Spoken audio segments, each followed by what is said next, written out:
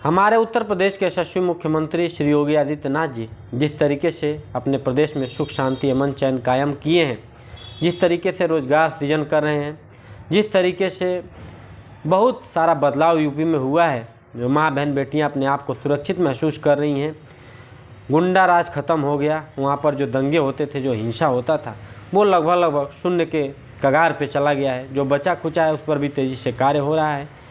इसमें कोई भी संदेह नहीं है कि माननीय श्री योगी आदित्यनाथ जी बहुत ही अच्छे मुख्यमंत्री हैं। देश दुनिया में उनके नाम का डंका बज रहा है और सब प्रदेश की जनता पूरा खुशहाल है।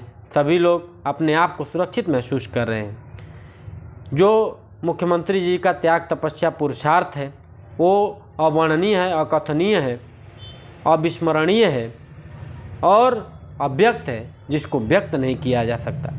लेकिन हाथ जोड़कर बड़ी विनम्रता से माननीय मुख्यमंत्री जी से मैं कुछ निवेदन, कुछ प्रार्थना कर्मचारियों के हित के लिए और आशा आंगनबाड़ी माँ बहन बेटियों के लिए करना चाहता हूँ।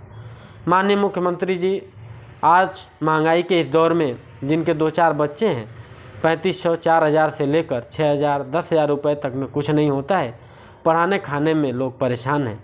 इसलिए संविदा पर जो भर्तियां निकल रही हैं, जो नियुक्तियां हो रही हैं, चाहे संविदा पर जो कर्मचारी हैं, उनका एक सम्मानित पेमेंट हो, उनको कम से कम 25,000 30,000 रुपये दिया जाए ताकि उनका घर परिवार अच्छे से चल सके। मैं ये मुद्दा इसलिए उठा रहा हूँ कि आज देख रहे हैं विदेशों में जाकर लोग, अपने देशों से विदेशों में जाकर लोग एक सम्मानित पेमेंट पा रहे हैं और 40,000 50,000 रुपये 60,000 रुपये कम से कम सैलरी है महीने की, जिससे उनका अच्छा खासा गुजर हो जाता है, कुछ पैसे बच भी जाते हैं। लेकिन जो सरकारी कर्मचारी संविदा पर हैं और बिल्कुल समझ लीजिए कि वो मारे फिर रहे हैं, धोबी का कुत्ता न घर का न घाट का, वही हाल है। आप खुद सोच सकते हैं कि हमारा सबसे बड़ा प्रदेश है जो आपके हाथों में आपको बागडोर यहाँ की जनता ने दिया है, उसमें कर्मचारियों की संख्या भी बड़ी तादाद में है। अगर ये परेशान होंगे, अगर इनके बाल बच्चे भूखे मरेंगे और इनके घर परिवार में अगर दोनों समय चूल्हे में अच्छा खाना नहीं मिलेगा, अच्छा खाना नहीं पकेगा और भूखों सोने को मजबूर होना पड़ेगा। जो भी हमारे विद्युत विभाग के कर्मचारी हैं, रोडवेज के कर्मचारी हैं, स्वास्थ्य विभाग के कर्मचारी हैं, चाहे किसी भी विभाग के कर्मचारी हैं, जो कठिन परिस्थितियों में कार्य करते हैं, जिंदगी और मौत से लड़कर भी कार्य करना पड़े तो भगते नहीं हैं, अपनी कर्तव्य निष्ठा को निभाते हैं। वो जब भी आंदोलन अपनी मांग को, जायज़ मांग को लेकर करते हैं, जिनकी सर्विस 3 साल 5 साल 7 साल 10 साल हो गई है, अगर वो नियमितीकरण की मांग कर रहे हैं तो इसमें कोई गुनाह नहीं है। इतना बड़ा प्रदेश है, यहाँ की जनता इतना सारा टैक्स दे रही है सरकार को, सारा बागडोर आपके हाथ में है, ये कर दीजिए। और सारे राज्यों में हो रहा है और सारे राज्यों में और सरकारों ने किया है, आप भी कर दीजिए, इसमें कोई बुराई नहीं है। राम राज की परिभाषा यही है माननीय मुख्यमंत्री जी।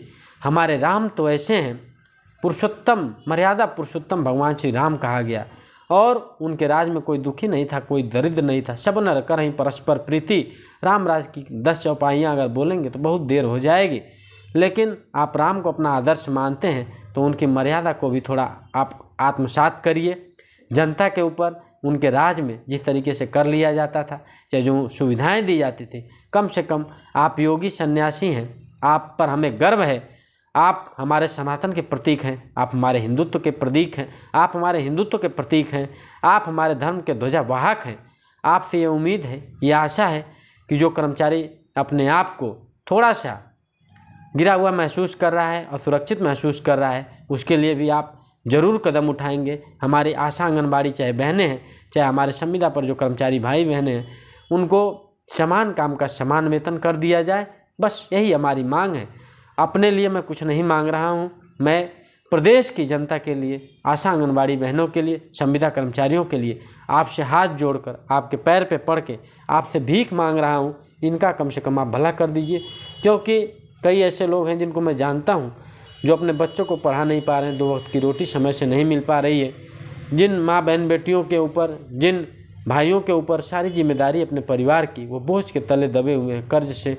बहुत सारे लोगों ने आत्महत्या भी किया है। बहुत सारे ऐसे केस सामने आते हैं जब लोग लोन ले लेते हैं, कर्ज से प्रताड़ित हो जाते हैं, ब्याज पर पैसे उठा लेते हैं, तो इस तरह की हाल हो जाती है, इस तरह की दयनीय स्थितियाँ हो जाती हैं।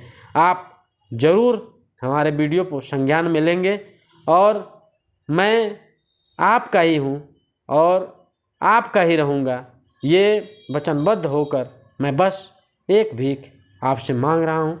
हाथ जोड़कर एक विनती, एक प्रार्थना, एक निवेदन कर रहा हूँ। वंदे मातरम, जय हिंद, जय भारत।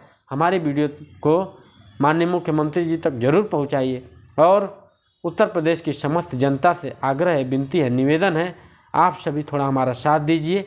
जय हिंद, जय भारत।